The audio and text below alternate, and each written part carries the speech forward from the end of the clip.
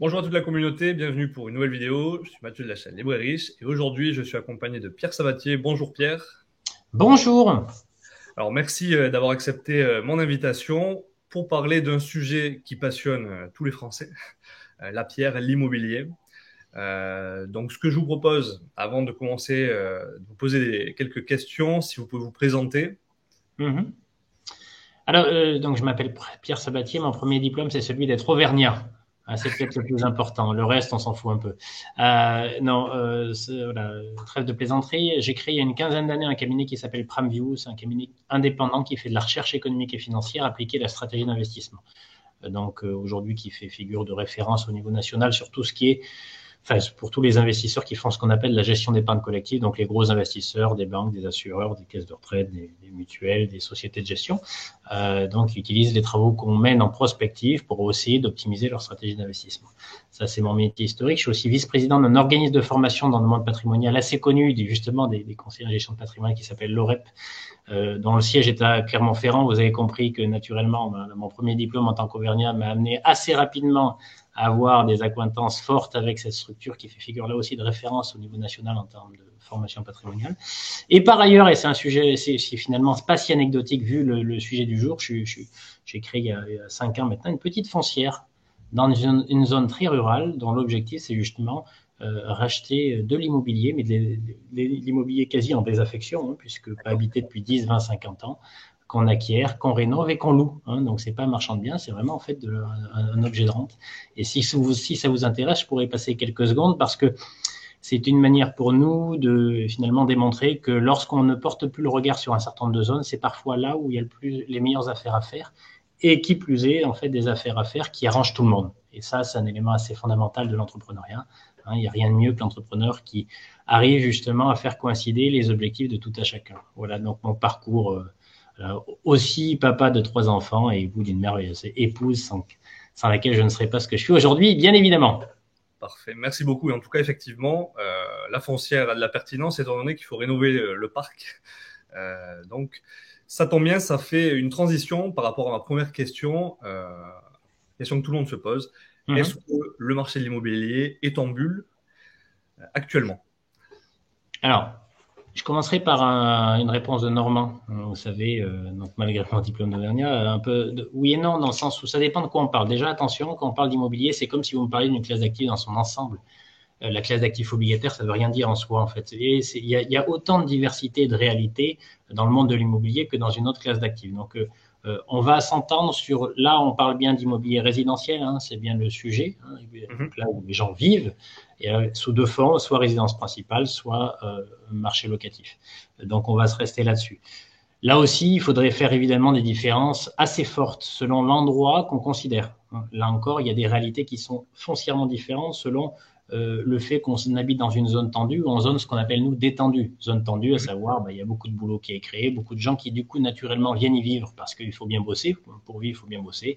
Et là, naturellement, le marché immobilier dans ces endroits-là n'est pas le même que dans une zone comme voilà l'Auvergne profonde, là où je vis, puisque je partage mon temps entre Paris et l'Auvergne profonde. Évidemment, c'est pas le même marché immobilier, donc on peut pas tout à fait le qualifier de la même manière. Donc ça, c'est quand même un préambule important pour dire méfiez-vous des gens qui mettent tous les, enfin, voilà, qui font d'une généralité un monde qui est aussi divers que ce que la nature veut bien nous offrir.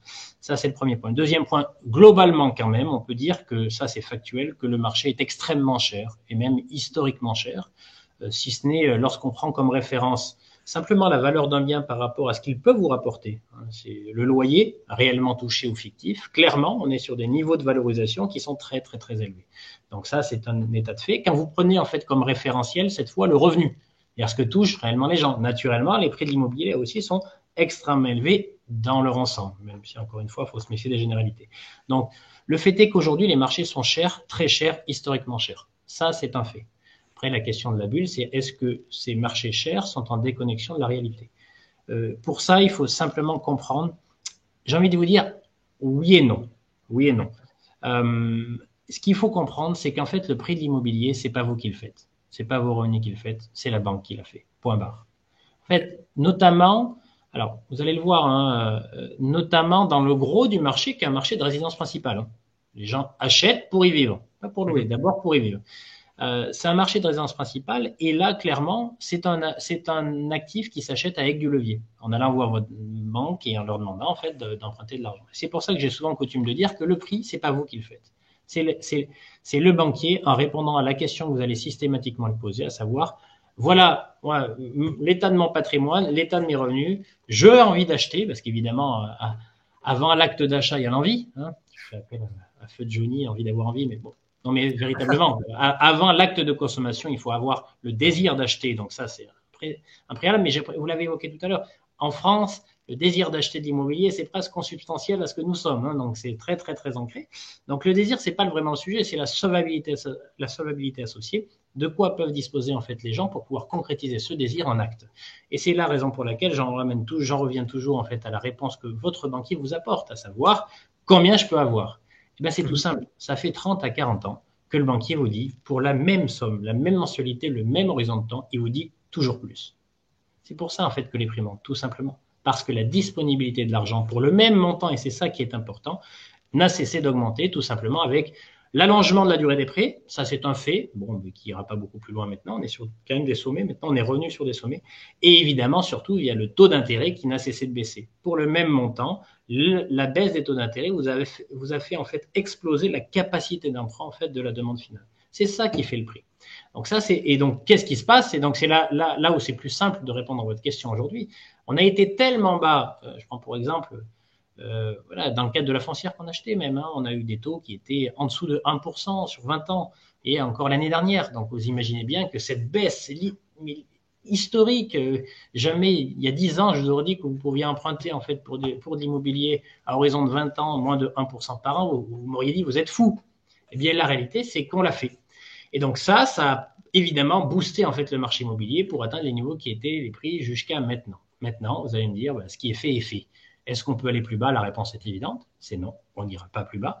Est-ce qu'on reviendra même au niveau en fait qui était ceci? Là, il peut y avoir discussion. Mais un état de fait, c'est qu'imaginez le principal levier de l'augmentation des prix de l'immobilier, c'est avant tout l'augmentation de la capacité d'emprunt associée à la baisse des taux d'intérêt. La baisse des taux d'intérêt est terminée. Donc le corollaire de ça, et je vais vous donner un chiffre pour avoir une idée de ce qui pourrait arriver. Ça ne dépend pas de nous, ça, hein, mais sachez une chose, 1% de plus sur les taux d'intérêt, en gros, à mensualité constante et horizon de prêt constant, 1% de plus en termes de taux d'intérêt, ça vous coûte 8% de capacité d'emprunt. Ça veut dire que vous pouvez emprunter 8% de moins. 2%, à peu près 16%. Donc voilà, 3 à 4%, vous faites le calcul. Si les taux augmentent, passent de 1, sur ce qui était le cas en fait il y a encore l'année dernière, à 5, ça veut dire concrètement que la réponse à cette question que vous posez à votre banquier, combien je peux avoir, il vous donnera un montant 40% en deçà, si jamais les taux augmentent de 400 points de base, 35% en deçà de ce qui était le cas l'année qui précédait. Évidemment, dans ce cadre-là, le marché ne peut que s'ajuster. Imaginez que les gens aient assez en fait de matelas de côté, d'argent épargné à côté pour pouvoir compenser cette baisse de la capacité d'emprunt est une vue de l'esprit très théorique qui ne se produira pas. Voilà, parce que du coup, effectivement, si on part du principe que c'est l'abaissement des taux qui a permis cet accroissement des prix de l'immobilier, quid du fait que, dans un premier temps, d'un côté, on a les taux qui remontent, hein, inévitablement, par la politique de la Banque Centrale Européenne, qui est répercutée indirectement sur les taux proposés par les banques, et qui plus est, doublement impacté, on va dire, par les règles du HCSF, qui limitent à la fois en termes de durée d'emprunt, alors 25 ans plus 2 si on fait un différé, et le taux d'endettement, qui est maintenant plafonné à 35%, bien que bon, on a toujours 20% des dossiers qui peuvent être dérogés. Alors, est-ce que la conclusion inévitable à laquelle on doit arriver, c'est crack immobilier, chute des prix Alors là, la réponse, évidemment, j'ai oublié ma boule de cristal qui est restée dans le code de ma voiture. Hein, vous auriez dû me le dire. Non, trêve de plaisanterie. Non, sur cette question, c'est pas très difficile d'y imaginer. Imaginez que les règles du jeu deviennent plus souples, c'est clairement inadapté. Vous savez, dans la politique telle qu'on la gère, le rôle des autorités, c'est d'implémenter ce qu'on appelle des politiques contracycliques, contre le cycle. À un moment donné où justement le marché est déjà probablement sur des tops de valorisation, imaginez en fait que la réglementation devienne plus laxiste sur ce plan, c'est une vue de l'esprit, ça n'arrivera pas. Donc en gros, plus laxiste, pour que ça soit très clair, ça veut dire que dire que ben maintenant ça va plus être, c'était 33, ça va plus être 33, ça va être 35, puis ensuite ça va être 40 ou 45 ou 50% sur en gros le poids de la charge de la dette par rapport en fait à ce que vous gagnez, ça c'est une vue de l'esprit et ça n'y arrivera pas parce que ça va contre même les fondations intellectuelles d'une politique telle qu'elle doit être gérée, à savoir une politique contracyclique. Si ça va trop vite, je dois ralentir. Si ça va pas assez vite, je dois accélérer. Et là, on n'est pas encore, on est dans une situation où les prix n'ont pas corrigé. Donc, donc, imaginez qu'avant même qu'ils aient corrigé, qu'il y ait un acte qui soit fait, ça marche pas. Je pense qu'il faut la mettre vraiment de côté sur ce plan. L'autre point, c'est celle des taux. Alors là, j'ai envie de vous dire, ça dépend. Ça dépendra vraiment en fait de l'évolution de la politique monétaire européenne. Juste pour vous dire, il faut quand même avoir en tête que l'Europe, c'est souvent les États-Unis décalés de quelques mois. Ouais. 6 mois, 1 an.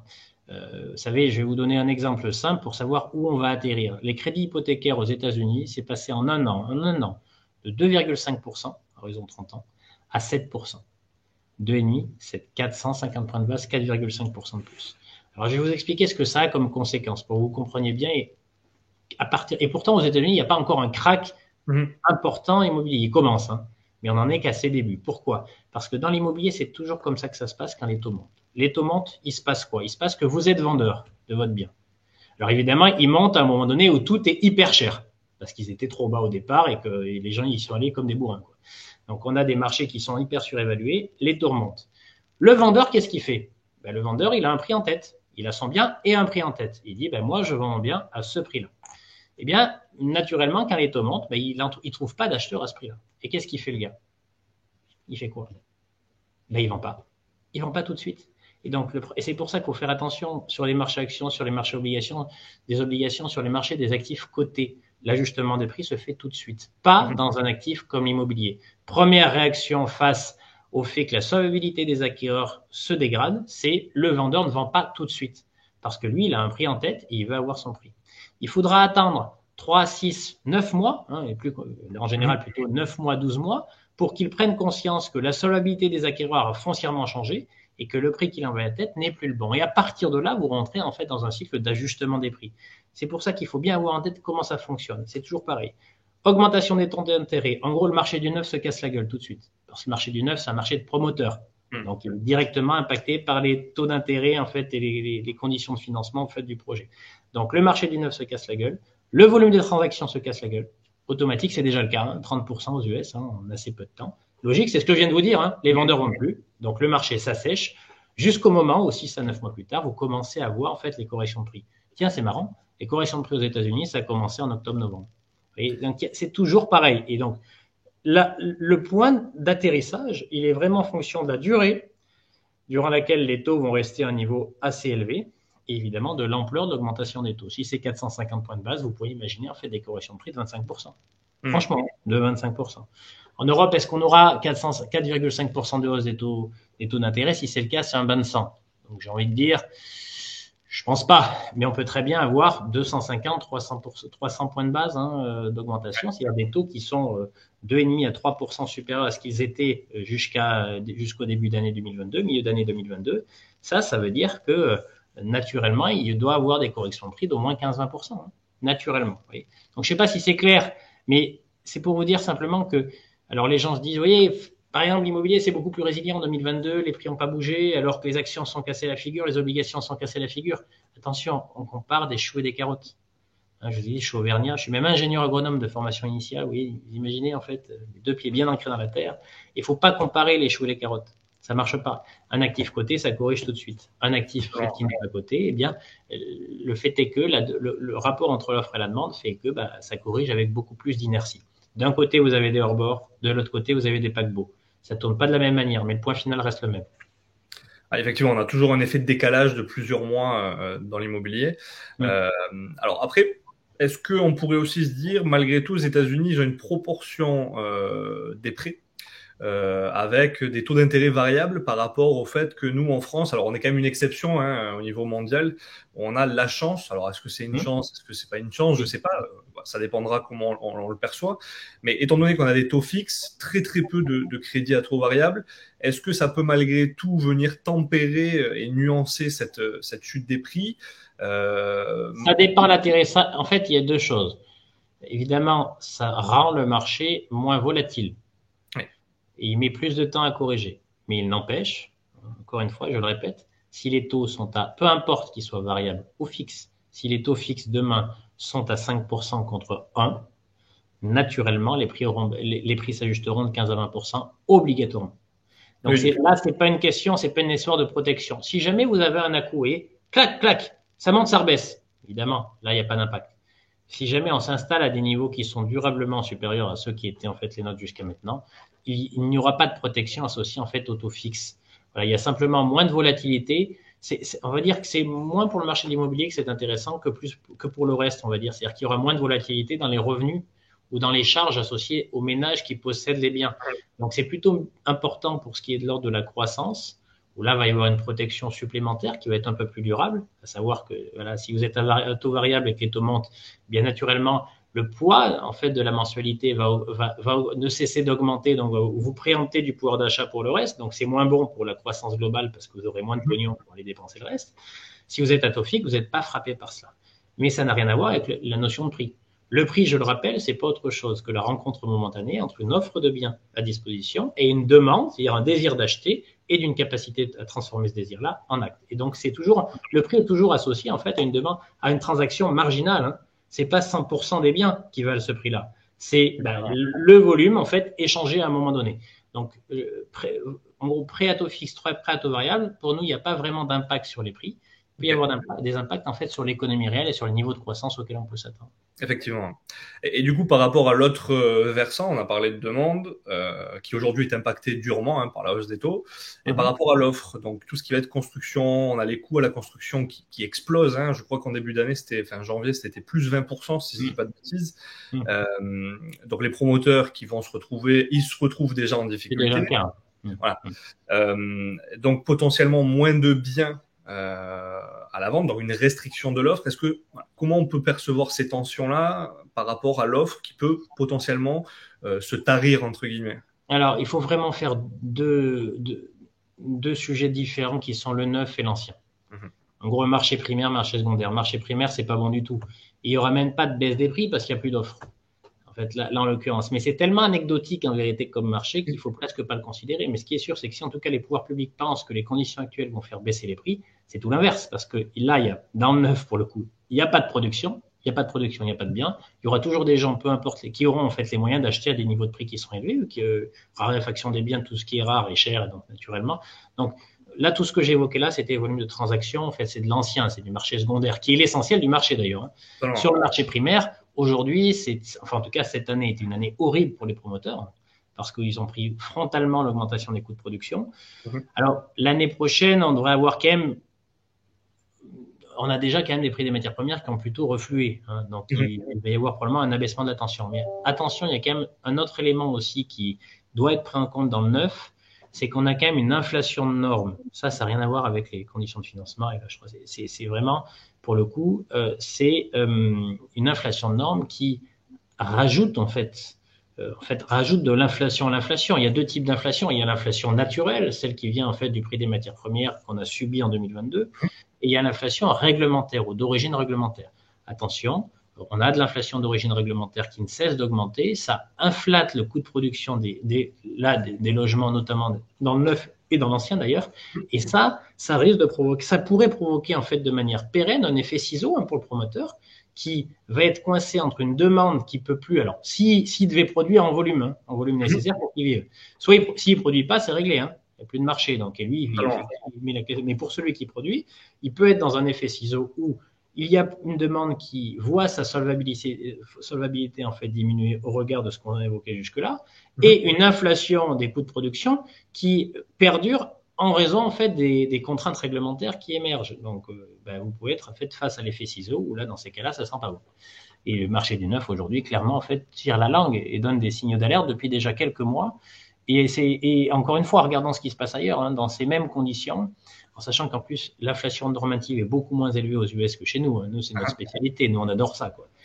La France, on est spécialiste. Voilà, on n'arrête pas d'en parler, d'en enlever, mais en fait, on ne cesse d'en empiler. Voilà. Et l'enfer étant pavé de bonnes intentions, les gens ont plein de bonnes intentions et donc ça devient de plus en plus infernal. Si vous voyez ce que je veux dire. Mais concrètement, vous êtes vraiment face à une situation qui est une situation complexe, en fait, aujourd'hui, autour du marché du neuf. Donc, ce que je peux vous dire, c'est simplement, ne surinterprétez pas les signaux envoyés par du neuf ou par le marché du neuf aujourd'hui, il devient en fait aujourd'hui vraiment réduit par rapport à ce qu'il faut avoir en tête sur l'ensemble du marché de l'immobilier, qui est d'abord une histoire de marché secondaire. Et en termes donc d'investissement immobilier, c'est-à-dire, bon, a priori, on veut tirer du rendement, c'est-à-dire le loyer. Hein. Ouais. Que penser, on parle de réglementation, que penser justement de cette règle de plafonnement de l'IRL, hein, l'indice de revalorisation des loyers, qui aujourd'hui est encore en vigueur par rapport à la fois sur les prix et à la fois sur le rendement, puisque on dit qu'un actif, après l'immobilier, il y a évidemment d'autres variables, l'emplacement, etc., mais c'est la somme des flux futurs actualisés, en principe. Et là, plafonnement des loyers, qu'en pensez du coup? Que les prix vont baisser. Non, mais c'est simple, il n'y a pas d'ajustement dans les rendements, ça n'existe pas ça. L'attractivité, en fait, c'est important quand même de le redire. L'attractivité d'un actif, l'immobilier tout seul n'existe pas. L'immobilier est toujours en comparaison à des obligations d'État, d'entreprise, à des actions, cotées, non cotées, etc. Donc, le bonheur est relatif. Et si jamais, en fait, une case d'actifs n'est pas assez attractive, à un moment donné, en fait, elle est moins achetée, tout simplement. La conséquence de ça, c'est la baisse des prix. Donc, si on va dans cette dimension-là, en fait, la seule solution pour refléter les rendements et faire que les rendements permettent de rendre la classe d'actifs aussi attractive que par le passé, c'est la baisse des prix. Parce que, vous savez, c'est numérateur sur dénominateur. Si vous faites la pression sur le numérateur, à savoir sur les recettes générées ou les flux financiers générés par votre bien, eh bien, et que celles-ci sont plafonnées, eh bien, naturellement, si vous voulez que votre rendement soit protégé et rester attractif par rapport au reste, il n'y a pas d'autre choix que faire baisser les dénominateurs. Alors, je sais que ça paraît peut-être simpliste, mais il faut le répéter parce qu'il y a beaucoup de gens qui n'ont pas compris cela.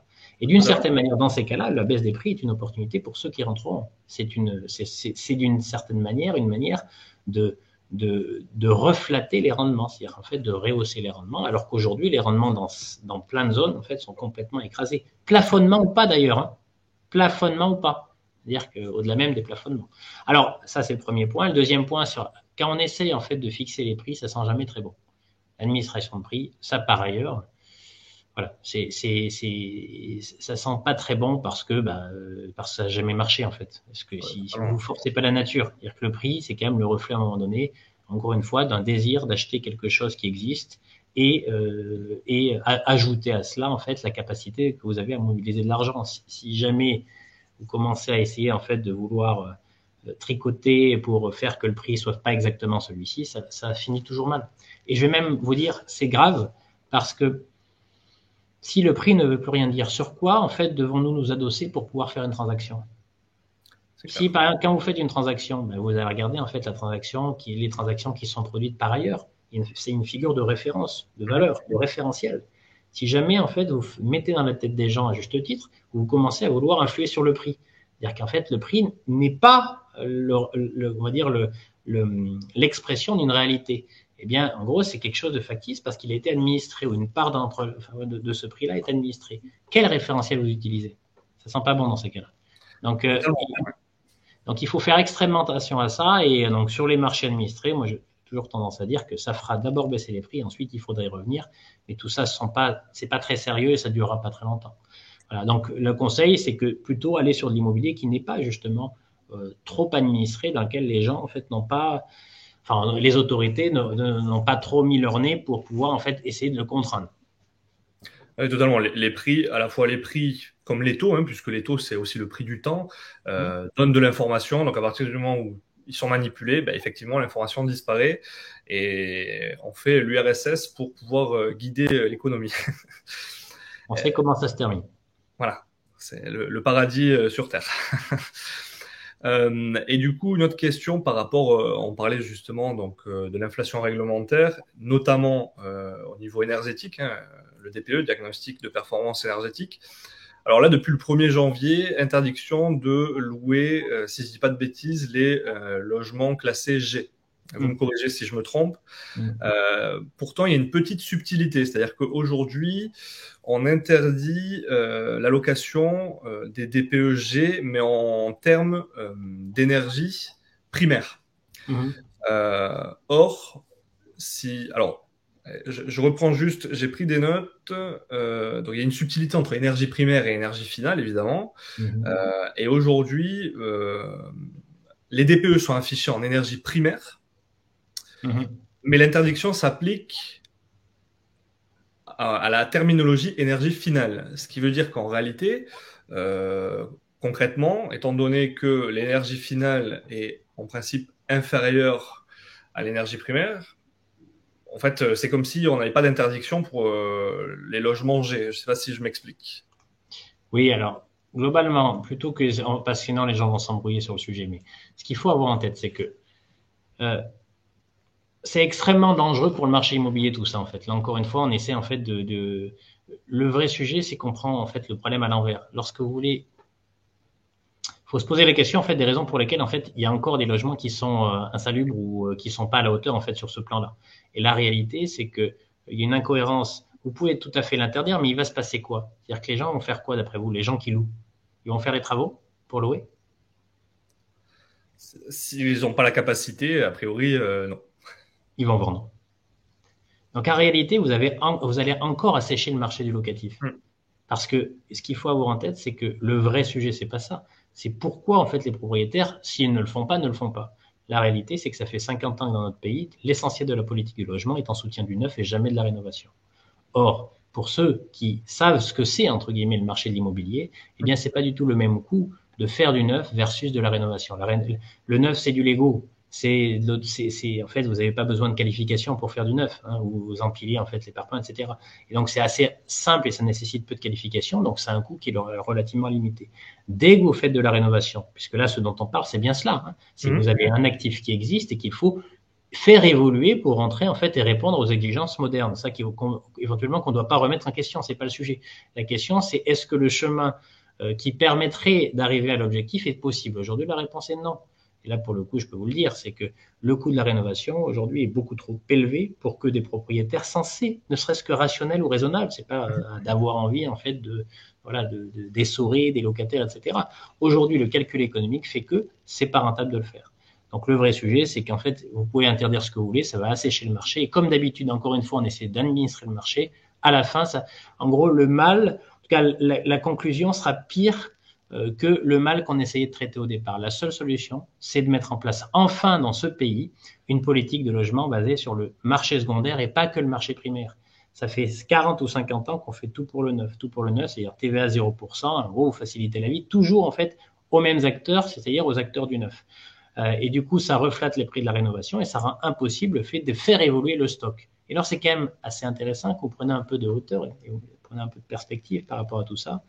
C'est quoi? Parce que tout ça sert à essayer en fait d'assumer notre transition énergétique vers plus de développement durable, etc. Mais le développement durable, la base du développement durable, la base de la base, c'est quoi? C'est qu'on fait d'abord avec ce qu'on a plutôt qu'en rajouter. On travaille déjà sur le stock avant de travailler sur le flux. C'est pour ça que je dis que la priorité des priorités en politique du logement, c'est évidemment des politiques de logement qui sont archi incitatives pour gérer le stock, pour transformer en fait le stock. Ça veut dire qu'il faudrait de la TVA à 0% sur de l'ancien, peut-être des coûts un coût du travail qui soit différencié lorsqu'on fait en fait de la rénovation versus du neuf, etc. Il faut inciter les gens à rénover et pour cela, il faut en fait que ce calcul-là soit plutôt bénéfique pour le propriétaire plus que mortifère. Et aujourd'hui, c'est pas le cas. Et je peux vous en parler puisque la foncière que j'ai créée en fait dans une zone rurale, dans des zones dans lesquelles je donne souvent cet exemple parce qu'il est assez permet de bien comprendre en fait les choses. Dans la zone dont je parle, c'est un bassin qui est très pauvre, paupérisé économiquement, malheureusement qui s'est effondré depuis 30 ou 40 ans, et tout ça mène un peu à de la paupérisation culturelle, peu importe. C'est là où je vis. J'ai une boîte à Paris et j'ai une boîte et j'en ai deux en fait à la campagne, on va dire, en Auvergne. Et c'est intéressant parce que finalement, quand vous parcourez un petit peu, vous allez dire on va loin, mais non, et c'est important de bien le comprendre. Quand vous parcourez plein de villages, plein de petites villes où il y a plein de choses, plein de logements à l'intérieur en fait de ces petites villes ou ces petits villages qui se cassent la figure. Et les gens pensent en fait que les gens volontairement laissent les choses se casser la figure. En réalité, qu'est-ce que ça veut dire? Pourquoi en fait il n'y a pas un être rationnel sur cette planète lorsqu'il possède un actif qui va le laisser tomber, pas un. La réalité c'est quoi? C'est que même si on vous donne ce bien-là, au regard du prix de la rénovation, si on vous donne le bien, le prix de la rénovation est supérieur à ce qu'il vaut sur le marché. Donc c'est logique en fait que ces biens-là se cassent la figure. Par construction, tout être rationnel les laissera se casser la figure, sauf s'il y a de l'affect derrière. Et on ne fait pas une société que sur l'affect. Vous voyez ce que je veux dire? C'est ça la réalité. Si vous ne travaillez pas sur le prix de la rénovation, tout ça c'est du flanc, tout ça c'est du vent. Et ça nous amènera à des situations qui seront pires que les mots qu'on essaye de traiter, à savoir qu'il n'y aura pas plus de logements de qualité sur le marché et il y aura moins de logements à louer. Du coup, les gens, en fait, seront en difficulté pour trouver de logements. Alors, vous allez me dire comment vous faites, du coup, avec votre foncière. Petit élément relativement simple, et bien, on a travaillé sur les prix de la rénovation. On a travaillé sur les prix de la rénovation où on a trouvé des méthodes pour nous permettre, en fait, de diminuer en fait le prix de rénovation pour que finalement le coût d'acquisition plus le prix de la rénovation énergétiquement au top puisse nous permettre de louer des biens qui soient au prix du marché, voire même un peu en deçà. Et donc, c'est possible. Mais ça veut dire qu'il faut faire preuve d'ingénierie, voilà, de vraie ingénierie pour pouvoir y arriver. C'est pas simple. Voilà. Mais ce qu'il faut avoir en tête. Pardon? Ce qui n'est pas nécessairement donné à tout le monde et à monsieur, madame, tout le monde qui veut rénover son bien et qui n'a pas impossible. Il a fallu créer une boîte de rénovation qui ne travaille que pour le compte propre de la foncière, qui est elle-même copropriétaire de la foncière et c'est pour ça que les prix de rénovation sont divisés parce que tout simplement elle gagne de l'argent à travers la capitalisation. C'est un peu technique, mais juste pour montrer que le chemin est si difficile pour y arriver, c'est possible, mais c'est si difficile avec les règles du jeu actuelles qu'effectivement vous ne pouvez pas en fait le généraliser. Donc pour revenir à votre question initiale, si jamais on s'arc-boute en essayant de traiter les symptômes plus que la cause, ça finira pas bien. Exactement. Et bon, moi, ce que j'ai l'impression, c'est que on part d'une bonne volonté et on confond intention et sans prendre en compte les conséquences. On assèche le marché au niveau locatif, donc effectivement, les gens ont du mal à se loger. Et en plus, à côté, les gens aussi perdent en pouvoir d'achat en termes de mètres carrés. Alors peut-être que on va réussir à en gagner de nouveau avec une potentielle baisse des prix, quoique ça dépendra aussi des zones, hein, comme on en parlait au début. Mais c'est vrai que je regardais par exemple les graphiques de Frigit et effectivement on se dit aujourd'hui les primo-accédants ont énormément de mal à acheter. Le taux d'usure va être élevé, mais de toute façon le pouvoir d'achat reste malgré tout faible. Mais taux d'usure, ça les gens y croient qu'en fait c'est une contrainte associée aux banques qui va faire que le marché... La réalité, c'est que les gens n'ont pas compris que le taux d'usure, c'est le taux auquel les gens prêtent. Lorsqu'il monte, ça veut dire que vous allez payer plus cher. Et quand vous regardez les courbes de Frigid, pendant longtemps, il a produit des données qui vous disaient le marché est surévalué. C'était un peu une erreur d'interprétation. Pour moi, c'est le marché est cher. Par rapport au passé, il coûte plus cher en année de revenus, il coûte plus cher en niveau de loyer, en gros, le rendement associé est plus faible. Mais c'était oublié que ça, c'était autorisé parce que les taux, en fait, ne cessaient de baisser. Encore une fois, je répète, à partir du moment où les taux remontent, tout ça n'est pas valable. Ça marche dans les deux sens, en fait. La cherté du marché était autorisée parce que les conditions de financement étaient historiquement favorables. Elles le deviennent moins. Naturellement, les niveaux de valorisation actuels sont intenables. Bon, là, l'inflation semble refluer. Hein, on verra la politique monétaire, qu'est-ce qui se passera. Est-ce qu'ils vont oser augmenter beaucoup les taux ou pas? Et quel impact ça aura sur le marché immobilier. Après, c'est clair que là, si je ne dis pas de bêtises, on est pas loin des 4%, donc plus assurance inclus, etc. Donc alors, on n'est pas tout à fait en fait sur ces... Oui, enfin, si vous comptez tout, mais d'ores et déjà, en fait, c'est un choc que vous allez voir, encore une fois, attention à ne pas être pressé, en fait, pour totalement. voir les effets. Hein. C'est toujours 6, 9, 12 mois plus tard. Encore une fois, aux États-Unis, ça a commencé au mois de novembre, mais il y a au moins 6-9 mois d'avance sur nous.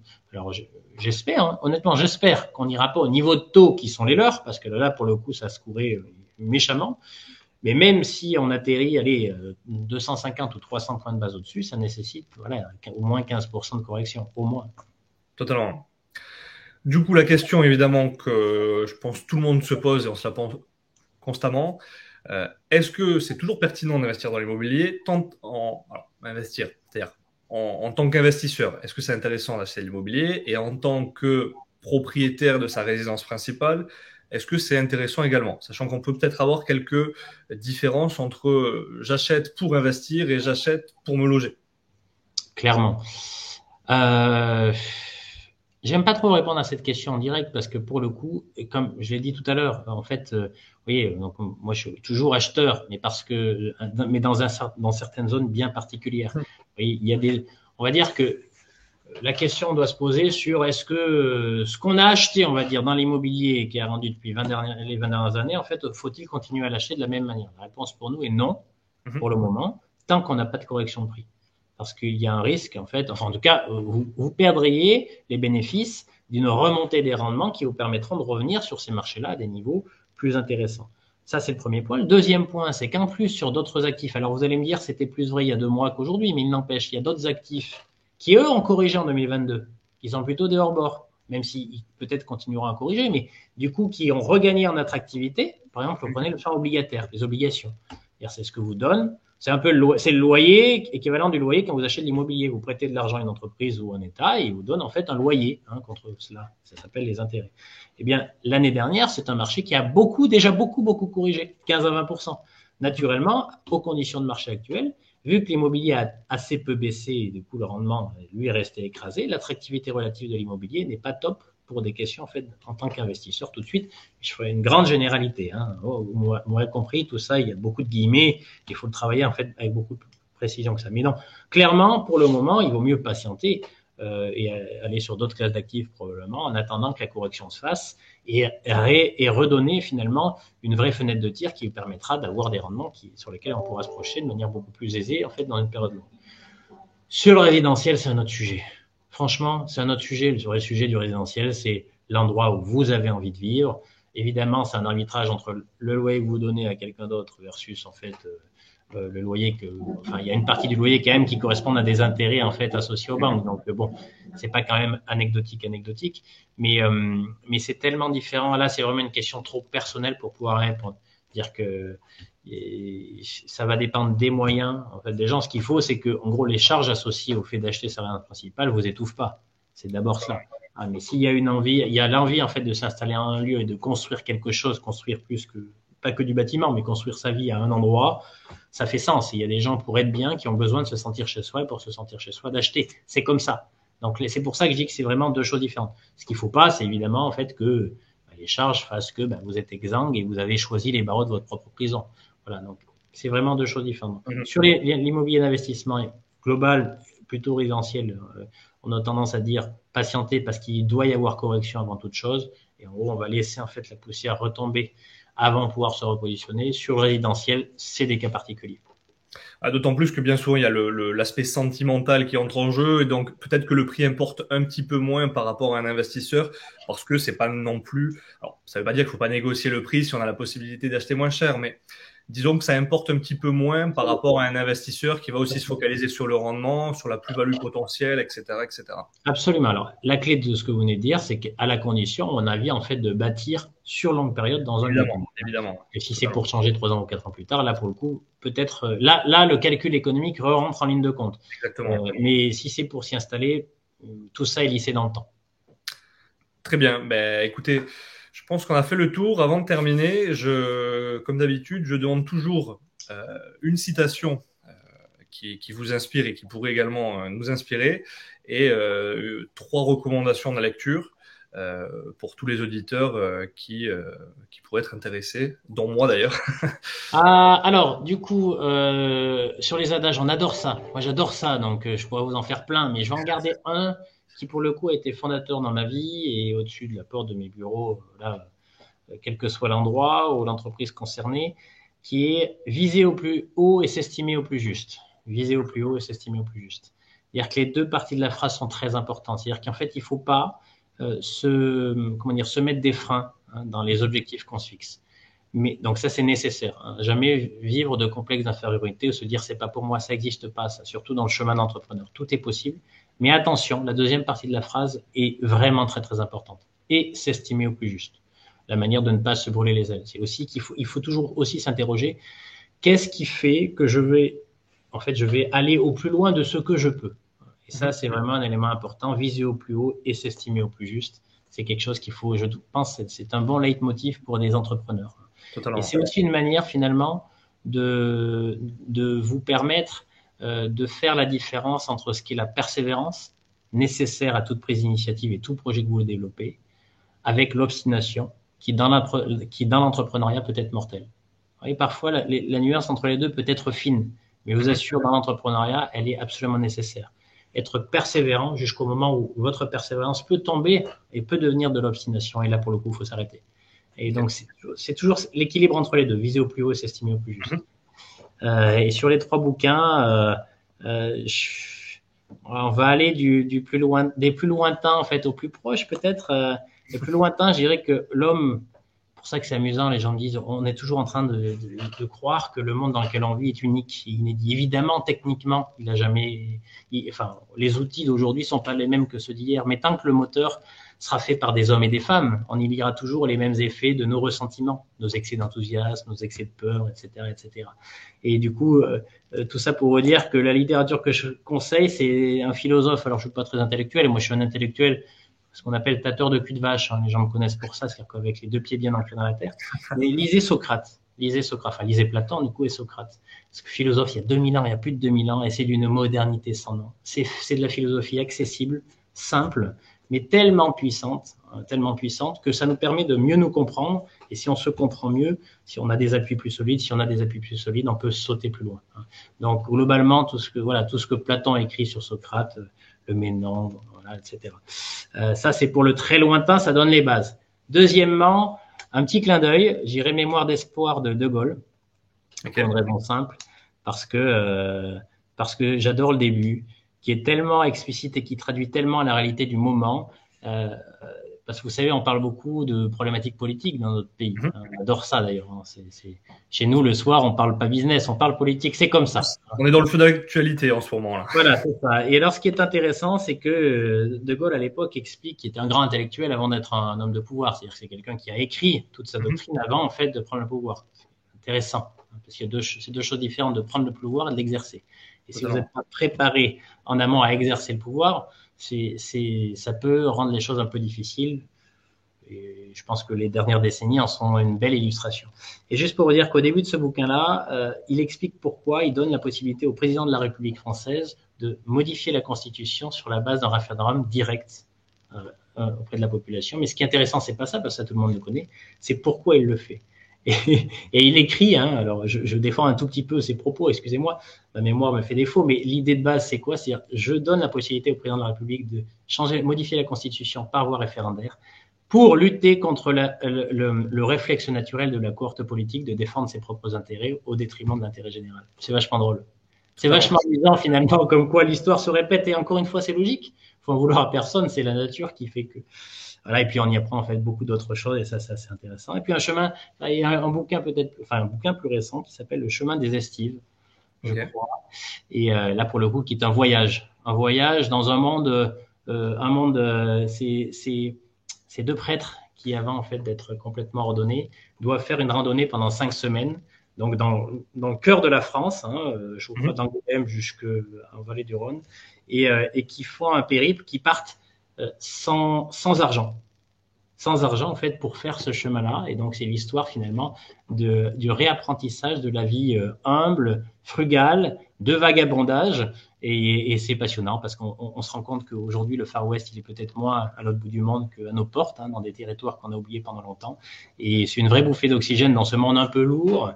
Voilà, un peu mercantiliste, un peu consumériste, fait de voir, c'est un joli voyage dans le temps. Donc, ça vous économisera le billet d'avion, et puis vous pouvez le prendre, en fait, voilà, comme livre de chevet, c'est fort sympathique. Très bien, écoutez, je vous remercie, et je vous souhaite beaucoup de courage dans tout ce que vous faites, et de réussite. Merci beaucoup. Merci à vous, voilà, bonne continuation à vous.